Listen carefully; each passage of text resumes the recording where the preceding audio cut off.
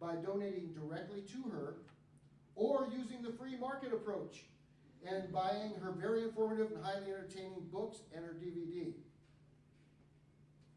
Now, folks, Samuel Adams is credited with saying that it does not take a majority to prevail. It takes an irate, tireless minority, keen on setting the brush fires of liberty in the hearts and minds of men. Well, here comes a woman keen on setting the brush fires of liberty in the hearts and the minds of us all. Ladies and gentlemen, KrisAnne Hall.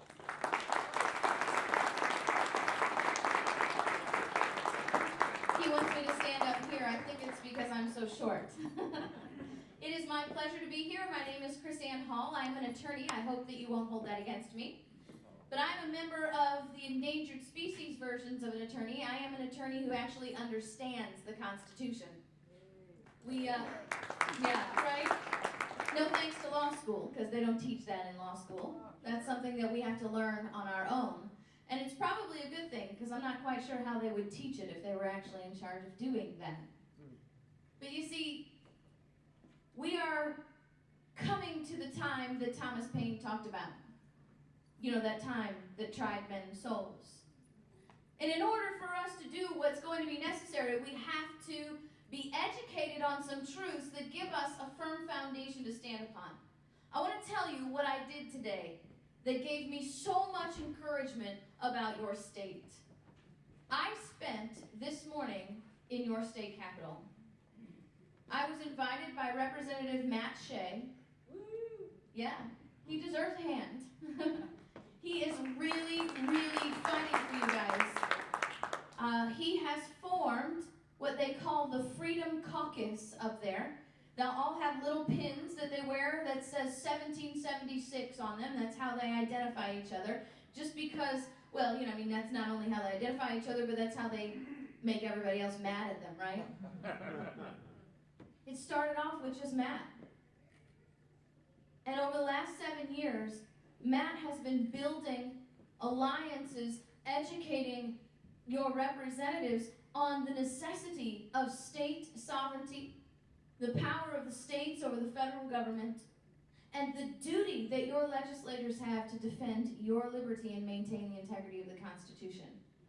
And he invited me to come up and speak to a select members of his Freedom Caucus today. I got to sort of hang out while they were doing some legislative things. If you go to my Facebook page, you can see what I actually thought about that. It's like a basketball game, right?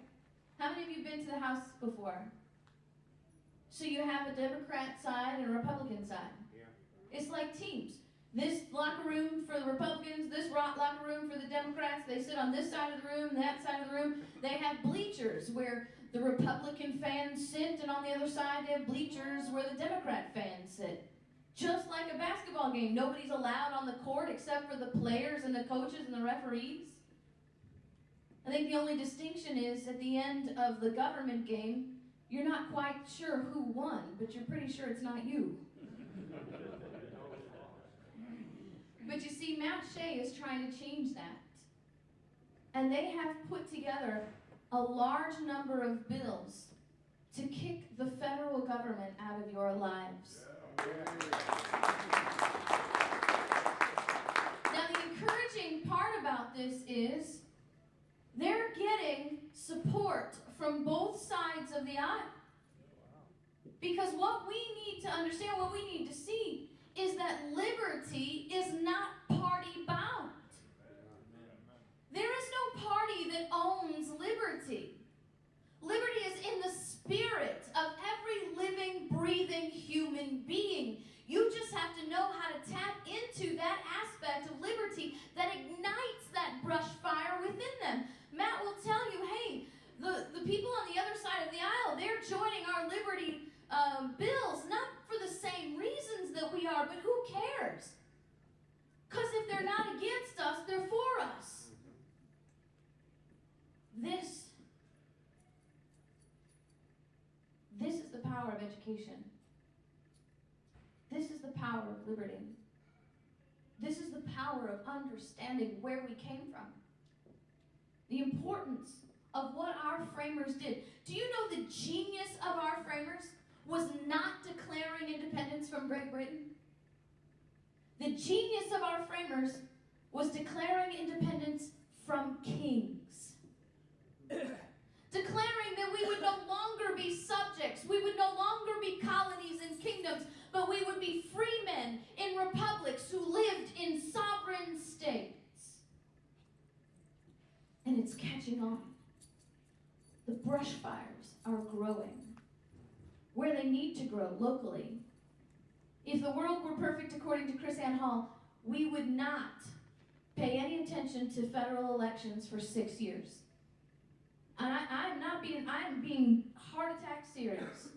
Every dollar, every minute that you would dedicate to a federal election, you would dump local.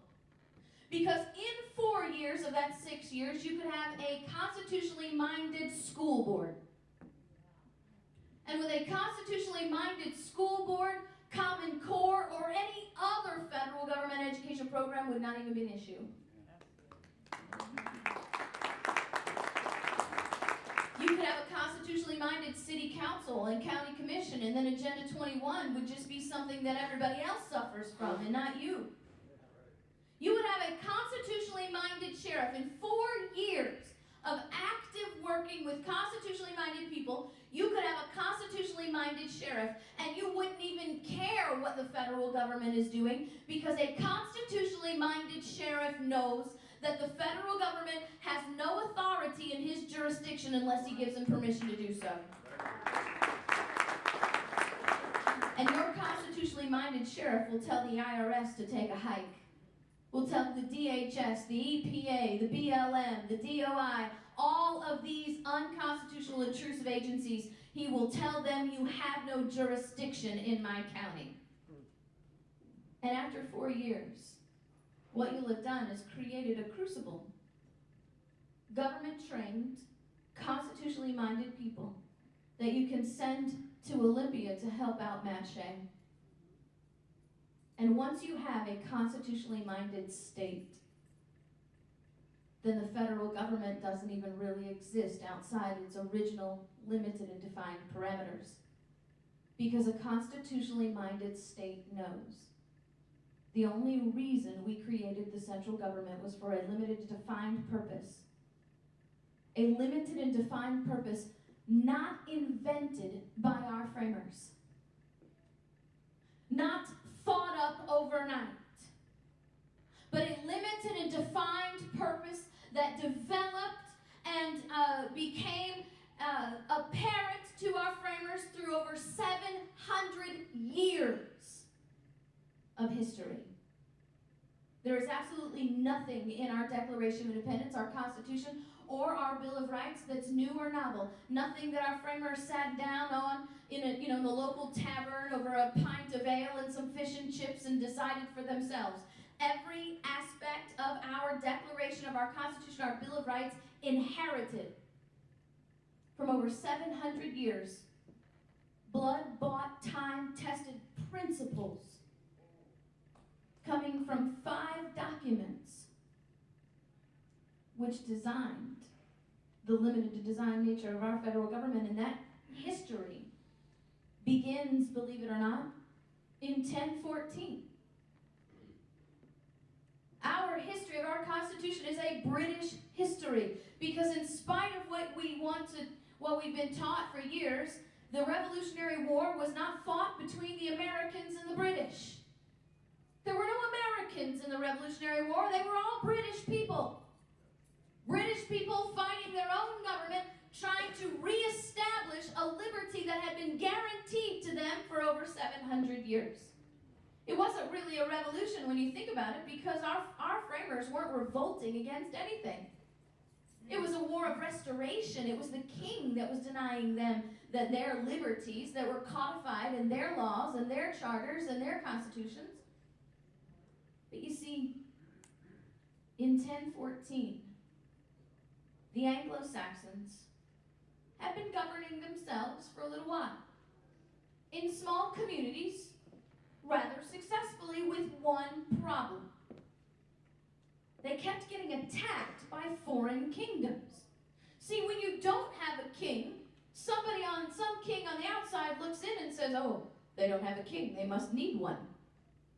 I can be that one for them. But hey, they're not going to take me as their king, so we'll just conquer them to do it. So the Anglo-Saxons are constantly pushing off primarily the Danish kings, because the Danish kings were who had ruled over them most recently and who they were rejecting the most. But they were having a problem in their small community setup. You see, they were having a hard time organizing themselves for their common defense, and they were having a difficult time negotiating with kings. How many of you can think of a king that would be willing to negotiate with a commoner? Because they had no king, so there was no negotiating going on. So they went to a man named Ethelred. Ethelred was Anglo-Saxon, and his family had been kings over the Anglo-Saxons back when the Anglo-Saxons had kings. And so they went to Ethelred and they said, look, we will make you a deal. We will allow you to be our king on one condition. Your only job is to represent our small communities to foreign kingdoms. Your only job is to negotiate with us, with kings for us, and to help organize us for our common defense. You will leave us alone to govern ourselves. Now, if we'd been teaching the Constitution properly for the last 100 years, light bulbs would be going off over everybody's heads. Because we would then immediately recognize that is the very same agreement the states made when they created the central government through the Constitution. Your only job, central government, is foreign affairs. You will leave the states alone to govern themselves.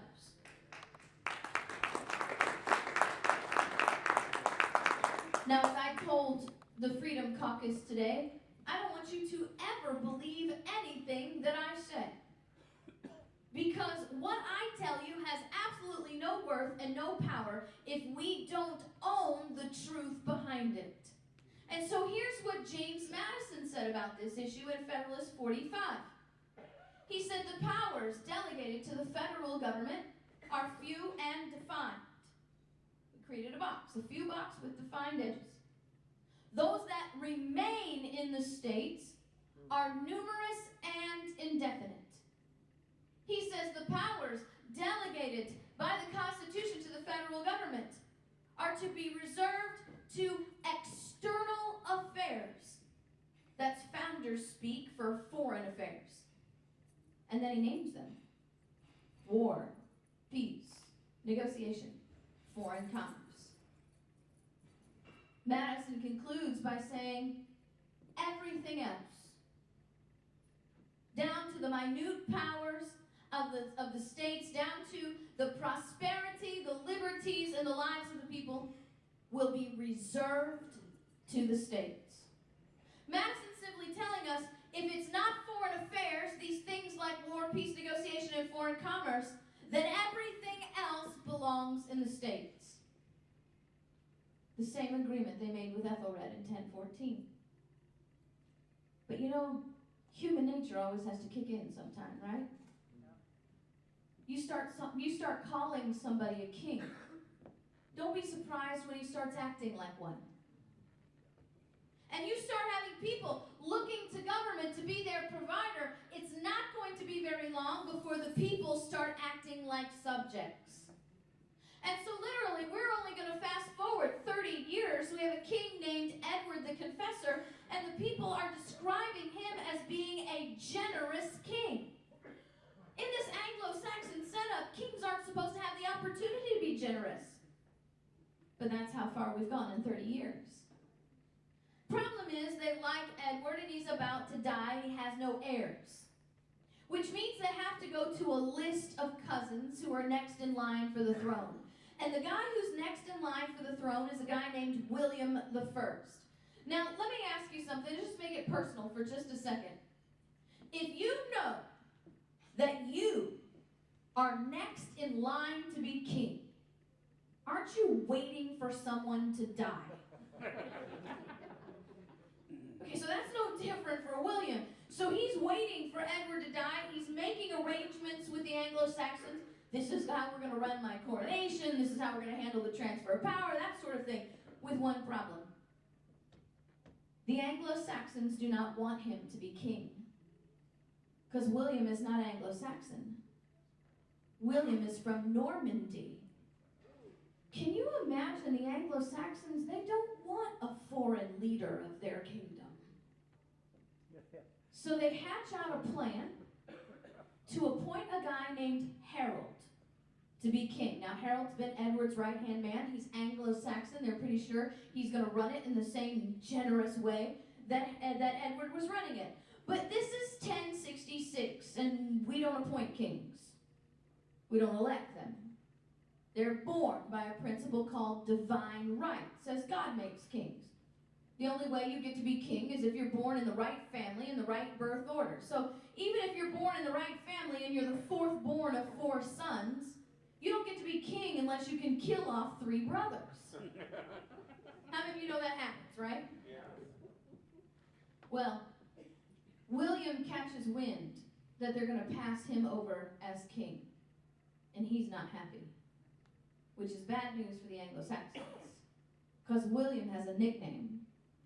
He's called William the Conqueror. What do you suppose happens when you make a guy mad whose nickname is the Conqueror? He brings an army down on you. He raises his Norman army, he goes over and defeats Harold and the English people, and he makes himself king. Now is time for William to get the surprise, because he's used to Norman rule, and he thinks he's going to step up and rule over these Anglo-Saxons the way Normans do. And Normans have unlimited power in their kings. Anglo-Saxons don't. Remember, you have the Ethelred Agreement. The Anglo-Saxon kingdom is defined as a limited monarchy because the king is limited by the common law of the people. So William finds out that he gets to be king over a people who's going to limit his power. Not happy.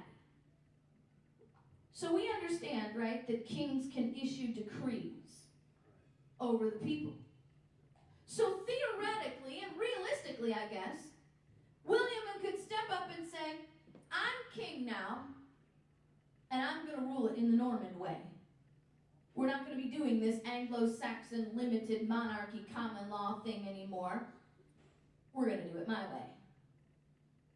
So, what happens when you don't like your king? Do you start a recall petition? Do you find a new king to run against him in the next kingly election? No. What are your options when you don't like your king? Regicide. Right. You form a rebellion and you chop off his head. Kings know this.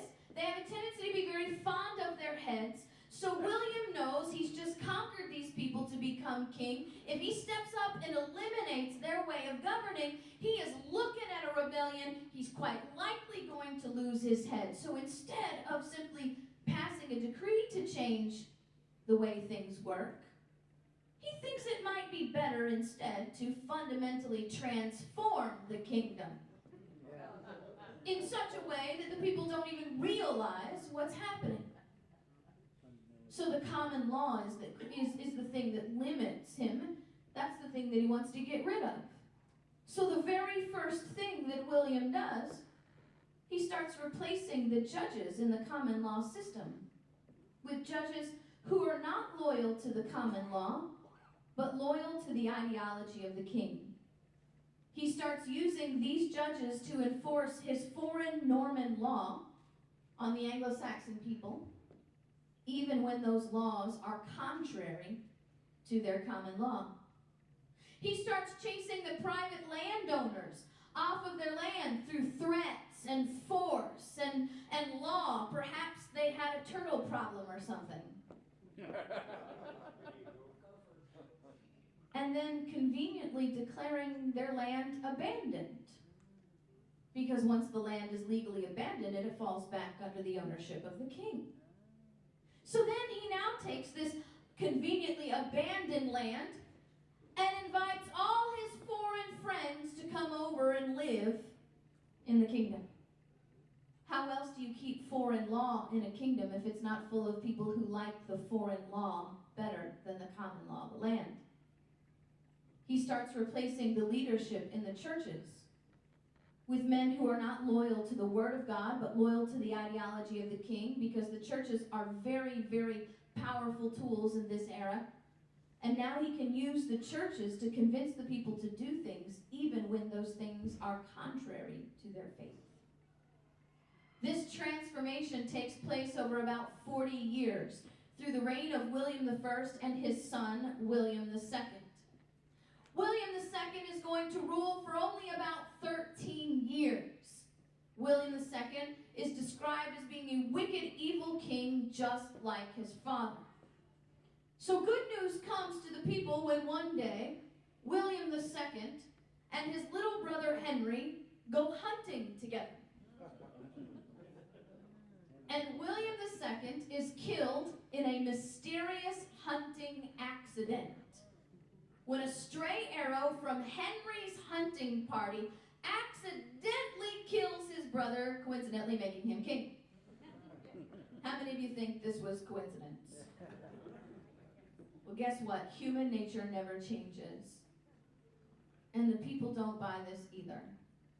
So now, Henry has become king under questionable circumstances. Very questionable circumstances, which means his head is in jeopardy. Because you see, even though they didn't like William, murdering your brother to become king doesn't make you popular. Because if you'll murder your brother, what are the people to you? So Henry has to do some things to appease the people. The first thing Henry does is he comes to the people, he says, look, I understand the circumstances surrounding my brother's death seem a bit suspicious. But you see, I want to put your mind at ease. So what we're going to do is I'm going to call together a tribunal. We'll call it a grand tribunal, and this tribunal is going to investigate whether I'm at fault for the death of my brother or not. Maybe they called it a congressional hearing. How do you suppose that's going to work out with the government investigating itself? The same way it always does. Henry's not at fault for the death of his brother. So the people aren't buying the veracity of this investigation either. So Henry's got to keep trying. The most important thing that Henry does in his series of doings, Henry makes a promise to the people. Remember, I told you 700 years of liberty. 5 documents over those 700 years. Our framers called them liberty charters. I call them the genealogy of our Constitution. Just like if someone went back in time and murdered my great-great-grandfather, I would not be here. If somebody went back in time and eliminated one of these 5 documents, the Declaration of Independence, the Constitution, the Bill of Rights, would not exist. And if they did, they'd look totally different, and we would probably still be having kings and colonies. Henry signs the first Liberty Charter. It's called the 1100 Charter of Liberties. The 1100 Charter of Liberties was Henry's promise to the people that government would never be evil and oppressive again. He puts in this charter a list of 14 things that governments can never do, because if they do them, the people will know they're being evil and oppressive. Henry says, if any of my baron or earl shall die. Now the barons and the earls are the property owners. And so he says, if any of my baron or earl shall die, his heirs shall not be forced to purchase their inheritance, but shall retrieve it through force of law and custom. See, Henry's simply telling you that when the heirs of an estate have to purchase their inheritance from the government before they receive it, you have an evil and oppressive government. Isn't that what inheritance tax is? Death tax? How is it that a king in 1100 knew that when the heirs of an estate have to pay the government off to receive it, that's an evil and oppressive government, but our government gets away with calling it revenue? not interested in liberty. Henry's interested in keeping his head. But he's just made a promise to the people that will bind kings forever. And they're going to need it in 100 years. Because in 100 years, the Anglo-Saxons are going to have the most wicked, evil king they will ever know. His name is John. John is a massive taxation king. If you can't pay your taxes in John's kingdom, which is highly likely, you are thrown into prison. You are mutilated. He is cutting off hands, feet, ears, cutting the tongues out of people who cannot afford to pay their taxes and even executing them. They called him ruthless and vicious. I read one account written of him in that day, said even hell was fouled by the presence of John. You guys know John. You probably don't realize it. How many heard of a guy named Robin Hood? That's the king in the Robin Hood stories. But you know what's interesting? How many of you realize that we're suffering from an ignorance that is the result of historical revision? Yeah. Well, we're even in the habit of revising legends. What are we taught that makes Robin Hood famous? Robbed from the rich and gave. Robbed from the rich and gave to the poor. You know that's a lie? Robin Hood was not robbing from the rich to give to the poor. Robin Hood was taking from the king and the crown the money that had been stolen from the people through unlawful and oppressive taxation, returning it to the people so they could live. Robin Hood was not trying to put everybody on equal financial footing. He was giving people their lives back. He's not a socialist trying to redistribute wealth. Robin Hood is a liberty fighter giving people their lives, because you see, the first step to liberty is always a right to life. Because if you can't live, what do you get? Well, something else we should learn from John's era, murdering people for not paying their taxes is not enough to bring the people to point of rebellion. This is not just John's era that shows us this. This is proven time and time throughout history. And tyrants know that if they can keep societies focused on stuff, the stuff that they have, the stuff that they see, the stuff they think they can get, tyrannical government can always trickle down just enough stuff to make the people happy subjects. Good news is this, though. Tyrants always get power drunk. They start thinking they can do anything and the people will never push back. And then they end up committing a fundamental error. John's fundamental error is this. The people have chosen a man by the name of Stephen Langton to be the head of their church.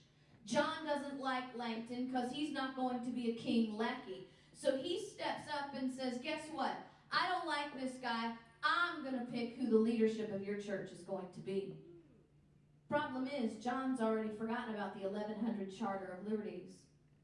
Because the very first promise Henry makes, it's not even in the list of 14, it's in the preamble, is that the church will be completely free from government intrusion. That, by the way, is where we get that understanding of separation of church and state. Thomas Jefferson did not coin separation of church and state as a principle in his letter to the Danbury Baptists. He was remembering his history lesson when a king in 1100 said, if the government is in your church, it's an evil and oppressive government. Amen. Well, a rebellion comes against John, which brings us to our second document, our second Liberty Charter. This one's called the Magna Carta. I'm pretty certain most of you have heard of the Magna Carta. I'm also pretty certain that most of you have not heard of the 1100 Charter of Liberties, which is really a shame because you see, the Magna Carta doesn't exist without the 1100 Charter of Liberties. And when you leave out the 1100 Charter of Liberties, you miss a really big, important step in the understanding of liberty in the hearts and minds and souls of the people. The 1100 Charter of Liberties was a promise by the king. The Magna Carta was not a promise by the king. It was a demand by the people. It was the people standing up and saying, hey, you made us a promise in 1100 that you would not be evil and oppressive anymore. You obviously don't know how to keep that promise. So now we, the people, are going to rise in our majesty and put ourselves above the king. We're going to tell you what you can and cannot do so you can keep that promise. It creates a committee called the Royal Council, 25 men who will sit in the king's court with the power and the authority to tell the king, no, you can't do that because it violates our liberty and your promise. No taxation without representation is what we get from the Magna Carta. Our 4th, 5th, 6th, 7th, and 8th amendments from our Bill of Rights come from clauses 38 through 40 in the Magna Carta. We did not invent them. We inherited them. Clause 61 gives us a very important aspect of our Bill of Rights. But before I do that, I want to give you a pop quiz. Are you ready? Is it on the Common Core? It will not be on the Common Core standardized test. I can guarantee you that. So as a pop quiz, you can't cheat. You can't look on your smartphones. I'm seeing people over there, don't cheat. No tablets, no asking your neighbor. And even though we have a good time here talking back in two, and that's what I like, I don't want you to answer out loud this time. I want you to keep the answer to yourself. Because it's important that your neighbor knows whether he knows, not whether you do. So here's your pop quiz. There are 5 liberties identified in the First Amendment alone. To yourself and not out loud. Don't even mumble the answer. Name all 5.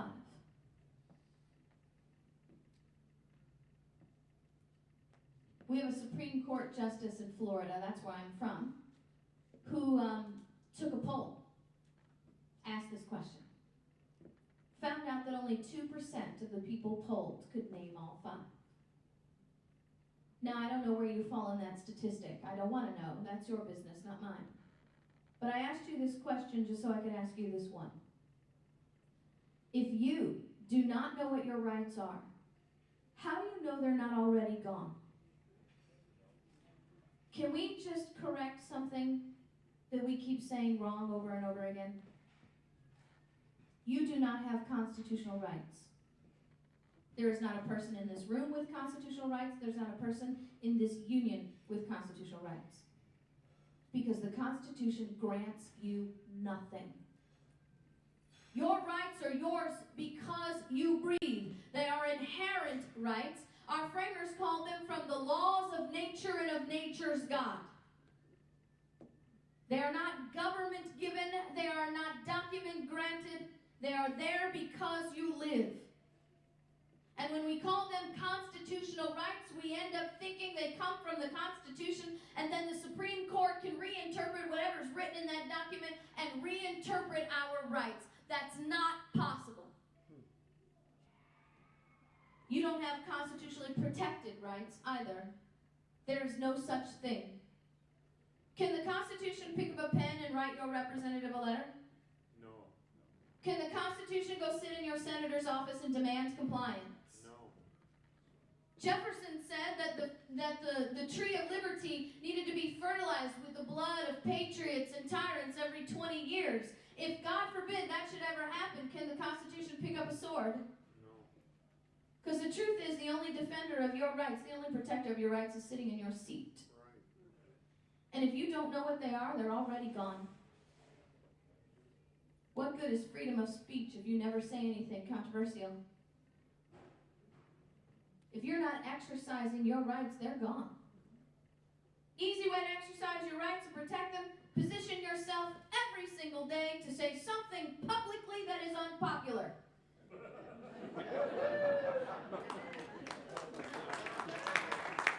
And you'll be on your way to defending liberty. John signs the Magna Carta because he's got a sword in his throat. And we get clause 61 of the Magna Carta that says the people have a right to petition the government for a redress of their grievances. Right. Number 5, on the First Amendment. Freedom of religion, freedom of speech, freedom of press, freedom to assemble. Right to petition the government for a redress of your grievances, your right to complain and have satisfaction of those complaints. Not invented, but inherited. Now they're going to remove John from the throne less than a year later, but now we have a promise and the power of the people to maintain that promise. How many of you think that kings being told what to do by people is going to go over well? They're literally now going to have to fight for 400 years to maintain those established liberties and their control over government, because no matter how you cut it, no matter how you dice it, no matter how you look at it, the price of liberty has always been eternal vigilance. So what we're going to do is fast forward to 1625. The king's name now is Charles I. He's a young guy, he's a handsome guy, he's pretty proud of himself. And they describe Charles as a massive spending king. They say Charles loves to romp about Europe, spending on his every whim and fancy. Now, I don't know if they played golf in 1625, but apparently we've been paying for vacations for a long time. Yeah. Charles, whose money is he spending?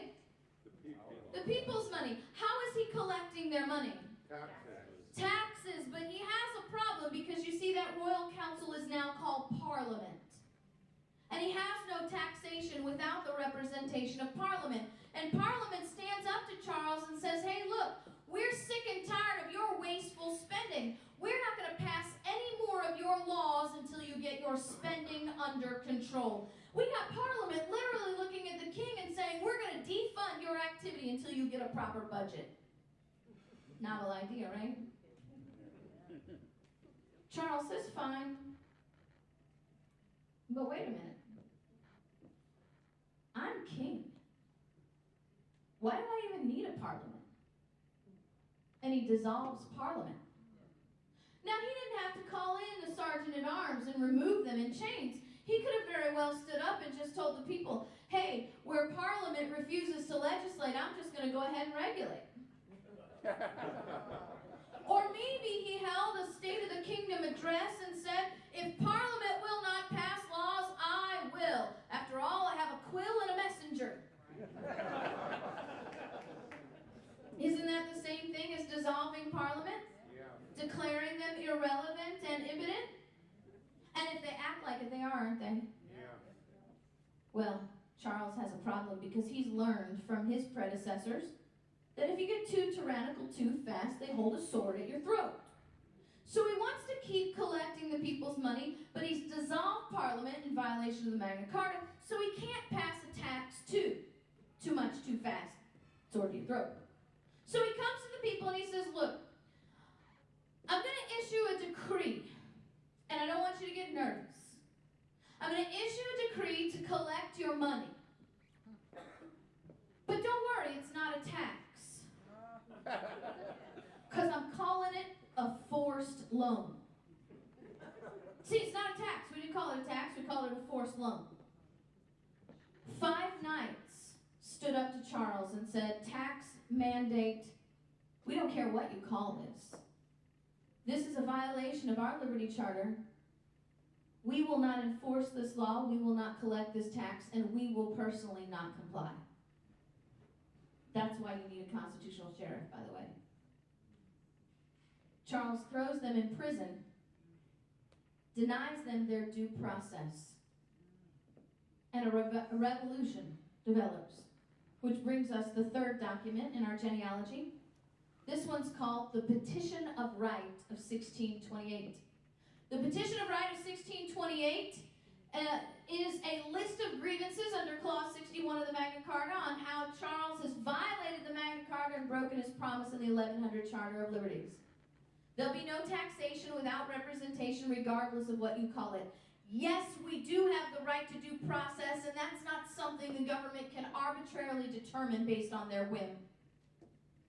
But while we got the sword at your throat, we're going to take a little bit more power from you and secure a little bit more liberty for the people. You cannot declare martial law on us unless we're being invaded by a foreign nation. And you cannot quarter soldiers in our homes. We didn't invent the Third Amendment either. We inherited it. Charles signs the petition of right the same way John did, with a sword at his throat. But the people do something different now. They let Charles stay king. Maybe they think he's learned his lesson. How long do you think that's going to last? Charles gets back to business as usual. He has learned something, though. If I'm going to spend the people's money, I can't whim and fancy it. I've got to give them a good excuse. Fortunate for Charles, the years between 1628 and 1641 provide him with that perfect excuse. See, there are wars all over Europe. It's a very, very violent time. And Charles comes to his people and he says, hey, you see that over there? Do you see all those wars our friends are fighting in their land? Let me ask you a very important question, because I need to know. Do you want those wars to come to our kingdom? Of course you don't want those wars to come to our kingdom. That was a silly question. Good news for you, I have the perfect plan to keep those wars from ever coming to our kingdom. It's the perfect plan because it takes very little effort on your part. See, all you have to do is give me your tax dollars. I will make sure that our allies are adequately funded in these foreign wars. And if our allies are adequately funded, that means they'll be superior in their supplies, superior in their strength, and they will win those wars over there. And if the wars are won over there, they will end over there, and they will never come here. See, I told you it was easy, it was simple. It's just a matter of national security that you pay your taxes. But the people are watching Charles after 1628, and they're noticing something. Charles is lying to them. Charles is not funding their allies. Charles is funding their enemies. Because Charles has struck a deal with the enemies. I help you win, you come over here and help me get my people back under subjection. Charles is brought up on charges of treason, found guilty, and sentenced to death. A process which brings us our fourth document called the Grand Remonstrance of 1641. The Grand Remonstrance of 1641 opens up by reading, "The root of all this mischief we find to be a malignant and pernicious design, subverting the fundamental laws and liberties of our kingdom."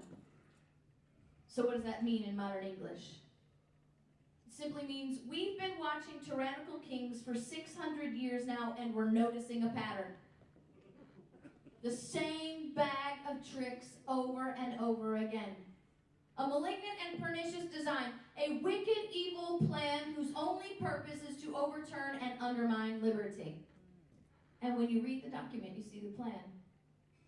Corruption of the court system, infiltration of foreign law, the government diminishing the property rights of the people, the government inserting itself into the business of the church, the government creating fiat money to control the monetary system, and the government disarming the people while the government remained armed. Now, we wouldn't know anything about that today, would we? Are you guys familiar with Agenda 21 here? Would you be interested in knowing that the United Nations did not invent sustainable development? Go read the Grand Remonstrance of 1641, and when you're familiar with sustainable development, you will see exactly what Charles was doing. That's what the people were complaining about. They were complaining that Charles was taking the private land from the landowners in the name of resource preservation, and I quote, depopulation. Not only that, they said Charles was attempting to take them off the gold and silver standard by creating brass fiat money, and in 1641 they called that treason and chopped off his head. Now, before you get too excited, 40 years later, brand new king, same old design. They learned from each other, though, you see. They learned how to be tyrannical what's the word I'm looking for? Accommodating. PC, is that? What? Subtle, that's the word. In a more subtle way. And James II is the king now, and he has learned that he can engage in the malignant and pernicious design all he wants, as long as he keeps giving the people something to distract them from what he's taking. James steps up and says, I'm great. You guys love me because you know I'm great. I'm going to give you something you've never had before because I'm great. I'm going to issue a decree that gives you religious liberty. Don't you love me? No. My decree says you can have church anywhere you want, with any pastor you want, any time you want, and you don't have to be a member of the Church of England. The government will not persecute you or prosecute you on one condition. Before you have church, you must inform the king where you'll be meeting, when you'll be meeting, who will be preaching, what will be said, and you must promise to never say anything bad about the king from the pulpit. That doesn't sound like religious liberty to me. That sounds like a 501c3. So what's the difference between our pastors today and the men of God in 1688? 7 bishops stood up to our king and said, we have a promise over 500 years old that says the church will be completely free from government intrusion. We're not following your decree. James throws them in prison, charges them with a crime called seditious libel. Seditious libel was that part you can't talk bad about the king. But see, James has learned you got to give them their due process or they'll chop off your head. So he makes sure these bishops have their day in court, but he's got nothing to fear because, you see, seditious libel is written in such a way that truth is no defense. So even if they're correct in their bad statements about the king, they still have to die. These 7 bishops get their day in court. 2 of them are acquitted because they have judges who refuse to enforce an unconstitutional decree. The other 5 were also acquitted because they had a jury of their peers who refused to find them guilty of an unconstitutional crime. Because we didn't invent a trial by jury, and we didn't invent jury nullification. Those are inherent rights. Amen. And a revolution is formed against James, called the Glorious Revolution of 1688. They called it the Glorious Revolution because they said hardly a shot was fired. James got so worried he was going to end up like Charles that he got on his horse and ran away. That brings us our last document, the 5th document in our genealogy, the English Bill of Rights of 1689.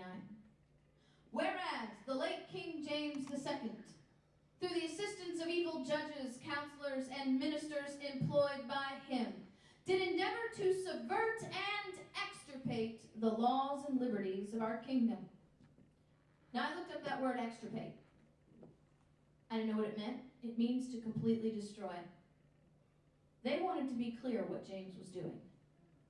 When you completely destroy something, there's nothing left. Now I'm trying to show you through fact. I'm trying to show you through history that there is nothing new or novel in our Constitution, our Bill of Rights, or our Declaration of Independence. I'm trying to show you how we inherited it all. I'm not going to go through the entire English Bill of Rights, but I want to share one thing with you, just to show you where we are.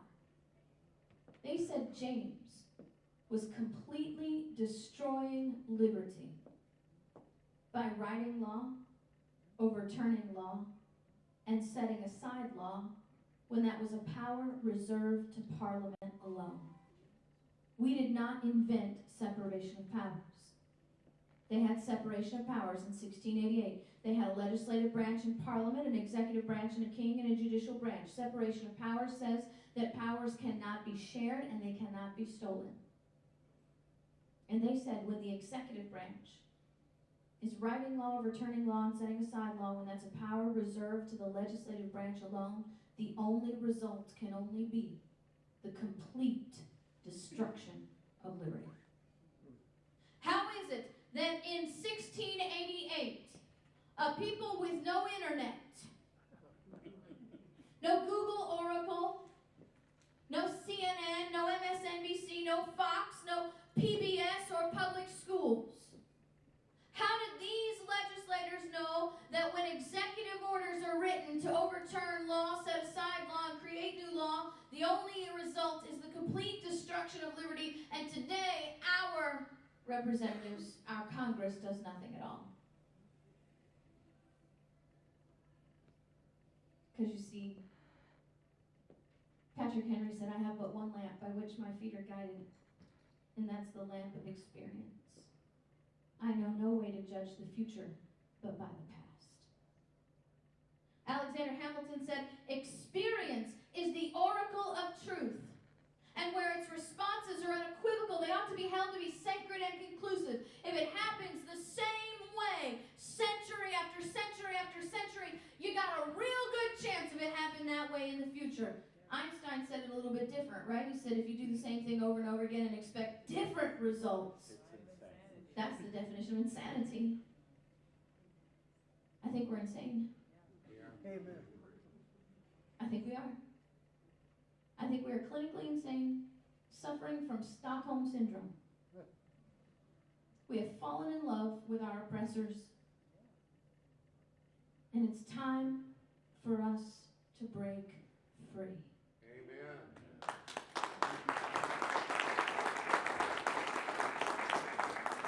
The only way we're going to do that is through education. Because you see, history always repeats. And those who do not know their history are doomed to repeat its mistakes. Don't you think it's about time we learned some truth? We learned some real history and start repeating the good stuff instead? Any question in your mind why the federal government would write a curriculum that leaves out this history? Any question in your mind why Common Core will start your child and your grandchildren's history at 1865 instead of 1014? Why? Because they want you to believe that our framers invented everything, that they were simply winging it when they wrote the Constitution, because then you can believe that they were flawed men who created a flawed document and it needs our advanced intellect to fix. Because after all, the framers were too stupid to know what they meant when they wrote the document. It takes our advanced intelligence to do that. And we end up repeating the same mistakes over and over and over again. How many of you see that history repeating right in front of your eyes? You know what? That gives you hope. What, KrisAnne? I'm not feeling very hopeful right now. I'm serious. That gives you hope. Do you know why? We started off with a promise in 1100 from a king. We took the power from the king. In 1215, we took more. In 1628, we took more. In 1641, we took more. In 1688. Every single time we stood for liberty, we won. And every time we won bigger than the time before.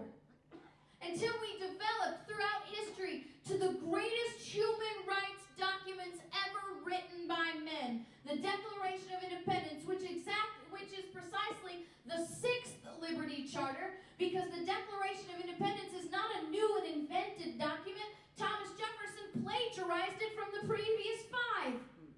It is a declaration based on Clause 61 of the Magna Carta, the right of the people to petition their government for a redress of their grievances, the grievances that they've been repeating over 500 years, which led to our framers saying, well, wait a minute, this negotiating with king thing doesn't work out for very long. It seems that kings only keep their promises as long as you hold a sword to their throat. The minute you drop the sword, they go back to being kings, and people go back to being subjects. How about we not try that again? How about instead, we don't simply declare independence from Great Britain. We declare independence from kings forever. We declare ourselves free men, in a republic? Why don't we take these colonies and make them countries instead? Independent, sovereign countries who hold the power, each and every one of them in their individuality, as Great Britain, France, and Spain. These governments to which we will have the greatest control because they are our home. And then we'll let them work together for their mutual benefit, for their common defense, to preserve the blessings of liberty to ourselves and our posterity. And we'll form a union with the sole purpose of the preservation of liberty.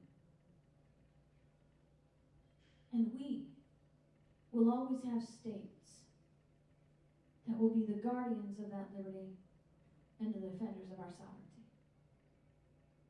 We'll no longer be subjects. We'll no longer be colonies. We will be living in a land built on liberty, knowing that liberty always breeds more liberty. Wouldn't it be nice if we could learn that part of it? How many of you believe that America is an exceptional place? I got news for you, it is. It still is. Just because we've forgotten doesn't change the foundation. We don't need a revolution. We need a restoration.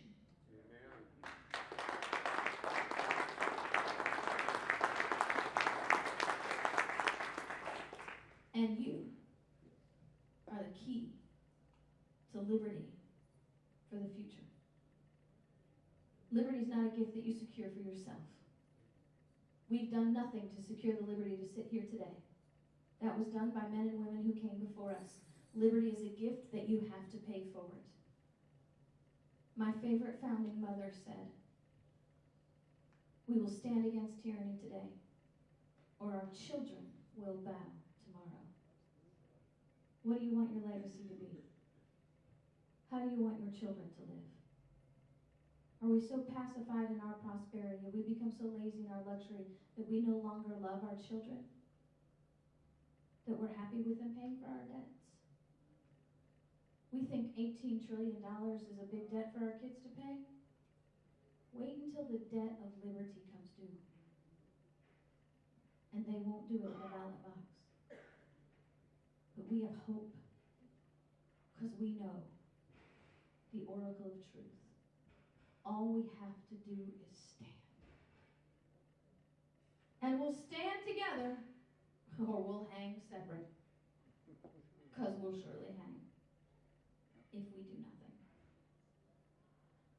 I want to thank you for your time this evening. I want to thank you for your attention. I want to give you a charge. Don't leave what you've learned here. Don't take it with you. Share it. How many of you can think of at least 3 people who should have been sitting here with you today? Hey, I got good news for you. Matt Shea and his caucus are going to bring me back to the Capitol to teach a lesson that I've developed on state sovereignty for state legislators.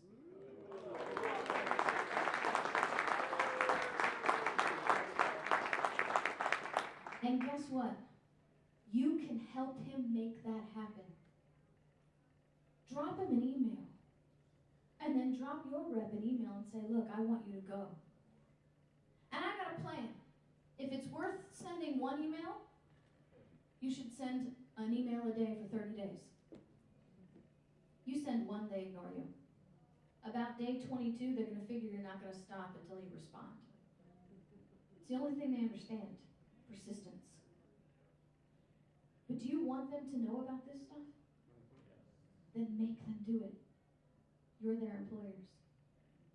We have available tools for you to take with you today. How many of you were able to take down all the notes that you needed to take to carry this home with you?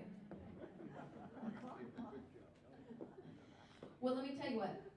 I teach a 5-hour workshop on Saturdays. I am teaching the workshop on Saturday where he will tell me. That's my husband, by the way. I teach, yeah, he has to live with me. He deserves some applause. But I teach a 5-hour workshop on Saturdays. And I don't know if it's going to be too far for you to go, but I'll just sort of remind you, I came all the way from Florida. So I think a couple hours might be worth it.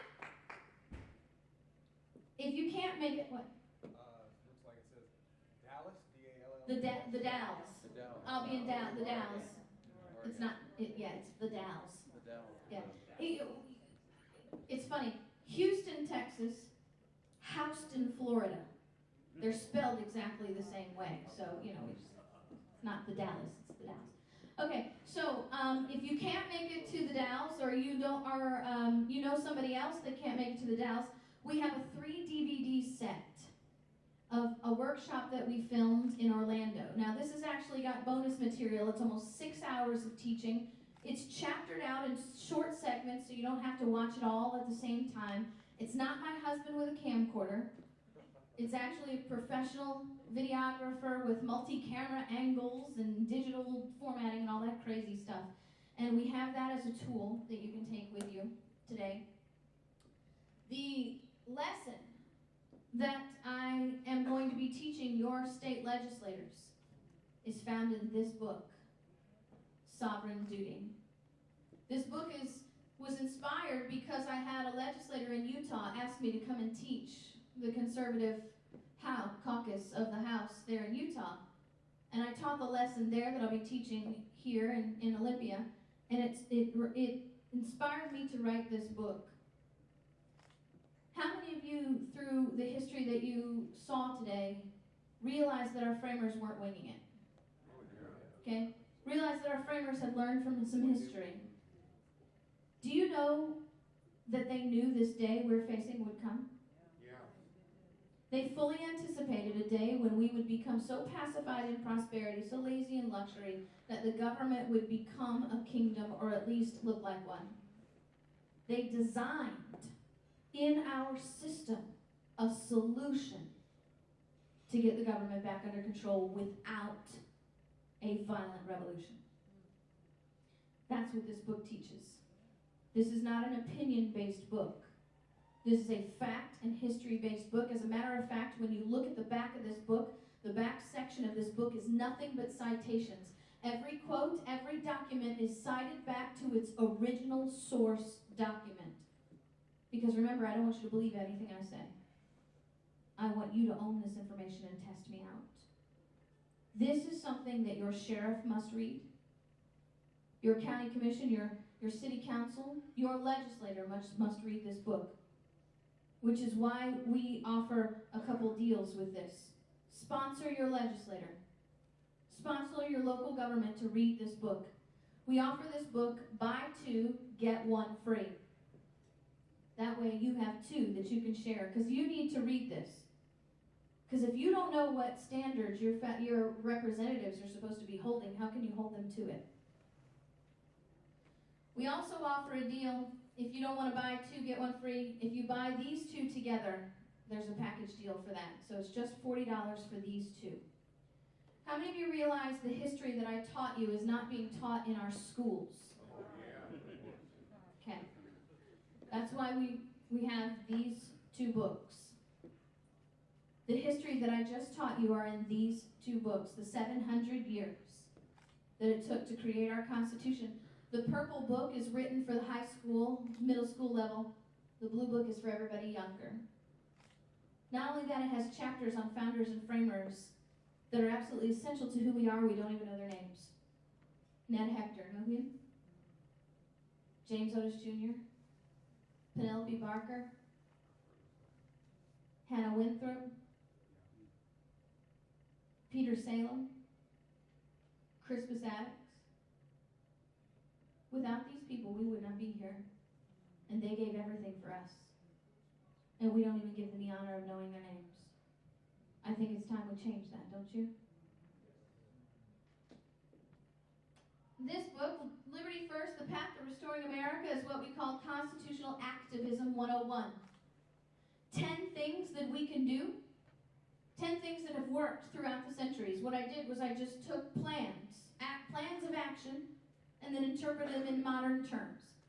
10 chapters, 10 things that we can do to be active in a constitutional liberty first manner. Liberty first means liberty over security, principle over party, and truth over your favorite politician. Come to my workshop on Saturday and I'll tell you some stories. She's cringing. When you talk to your friends about exercising their rights, and they say that it makes them uncomfortable to do that. You know, I don't want to say anything like that. I can't carry that gun. Let me just leave you with a thought. There are only two classes of people that are uncomfortable with the exercise of rights: tyrants and slaves. It's about time we classify ourselves, right? Yeah. Now my husband is with me. I like to embarrass him like that because he hasn't been able to travel with me much. But now he's traveling with me. He was our pastor. He has resigned being our full-time pastor and has joined a mission team to Haiti. And so now we are part of a mission team to Haiti. We have adopted a village by the name of Soulette on the island of Ile Vache off the coast of Haiti. I don't know if you remember, we sent $5.5 billion to Haiti for earthquake relief. Do you know who got all that money? The United Nations. Yep. The United Nations got that money. They built beautiful marble buildings with iron fences. They drive around in brand new, shiny, luxurious SUVs dressed in Armani suits, and the people live in huts with no electricity and no water. And so what we're doing is not going over there and creating a dependent society. We're going over there and teaching them to be self-sufficient and God-dependent. Amen. We're not going to go in and give them everything and then leave them with nothing. We're going over there and teaching them how to build buildings and how to cultivate and be farmers and be businessmen so that they can be self-sufficient. And that's our mission to Haiti. If you want to know more about that, you can ask my husband about that. I also have a tab on my website, Mission to Haiti. How many of you have heard my radio show? I have a radio show that broadcasts 6 days a week. I podcast 5 days a week. You can get that from my website. Or you can also, how many of you have an iPhone? Androids? You can download my mobile app for free. Just go to your Play Store and search my name, KrisAnne Hall, or the term Liberty First. You can download my mobile app for free. You will get all my podcasts. You will get all my articles. I have over 100 articles that I've written on issues. My talk show is not a talk show, it's a teach show. So what I do is I take contemporary issues and turn them into constitutional educational sessions. Just 38 minutes a day. Slam-packed, because it could probably do it for 3 hours. But these are the little training sessions that we need to have every single day. Also, I have an ebook that you can get for free called In Defense of Liberty. Get it for free for a limited time. If you get out, how many of you can text on your cell phones for free? All right, grab your cell phones. Ready? Text to 66866. 66866. Now text my name in the subject, in the message part, KrisAnne, KrisAnne. Say that again. It's 66866, and my name is spelled KrisAnne Hall.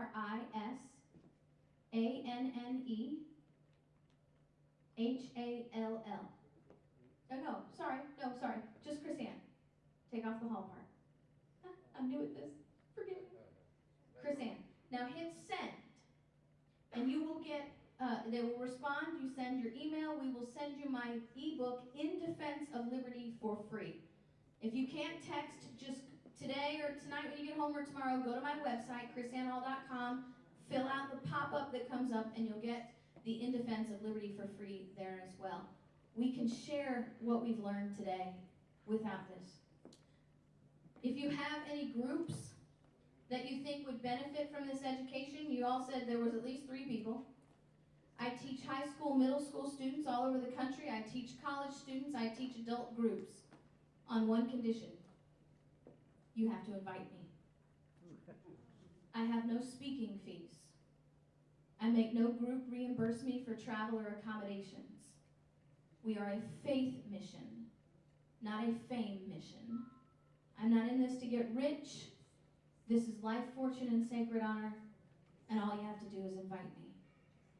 So what I'd like you to do is promise that you'll go to the website, share something that you see, a video, a podcast, an article, and I'd ask that you pray for us too. Because we're on the road about 265 days out of every year. And that's a little bit hard on a 9-year-old, and a whole lot harder on my husband, I think. So I want to thank you guys for your time. Thank you for the 3 groups that brought me in here today. Was it 3, right? Yes. All right, you're going to tell them again who they are, right? All right. Thank you guys so much. It's been such a blessing to be here, and God bless you.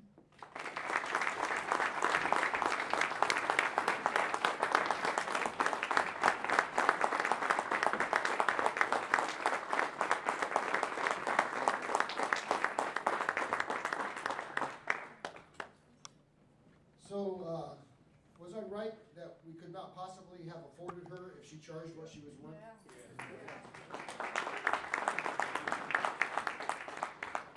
Okay, I've got a couple of trivia questions for you. What is KrisAnne's mobile app called? Liberty First. Awesome. And how much does In Defense of Liberty cost? Nothing. Absolutely. And what is her website called? KrisAnneHall.com. Right? And how do you spell KrisAnne Hall? Who wants to say that? Awesome. Outstanding. Thank you very much. All right. So I want to thank Peggy Hutt and the Tacoma Narrows Tea Party. I want to thank Charlene Christian and the 912 Project Tacoma.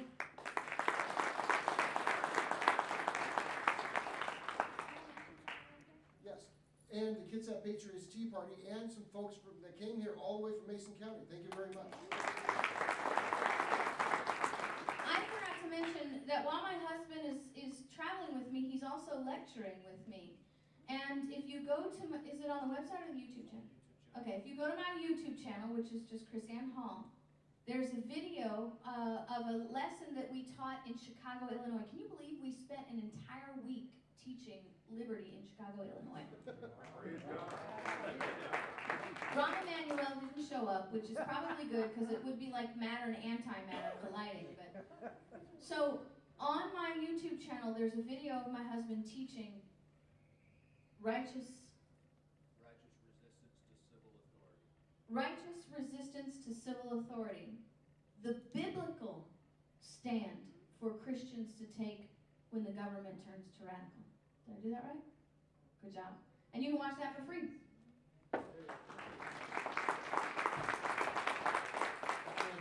I want to thank you for coming, and before I let you go, I want to remind you around the room what we have.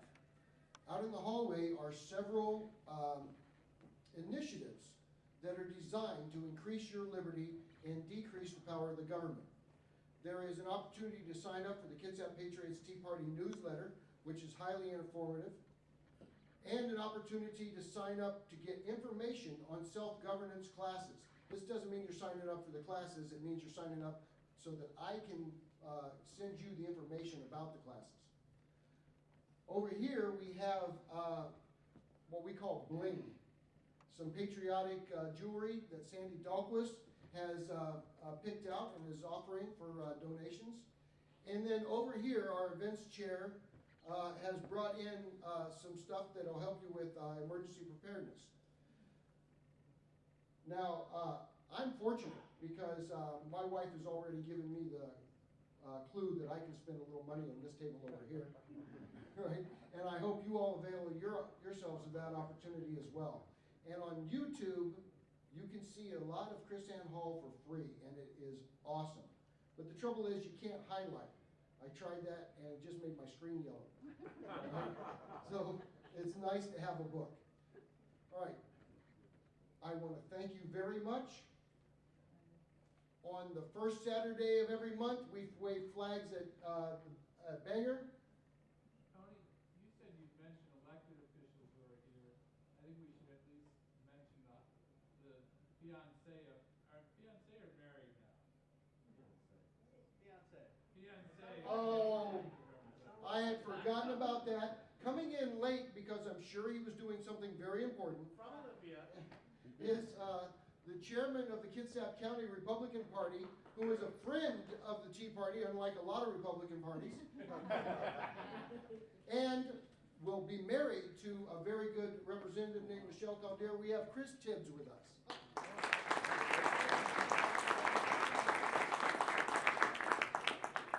And KrisAnne has kindly agreed to be here for our normal general monthly meeting on the 28th of September. So mark that down. You will come here and get not this presentation, but another dose of very good education. And that's all I have for you. So thank you very much for coming here tonight. Give yourselves a hand.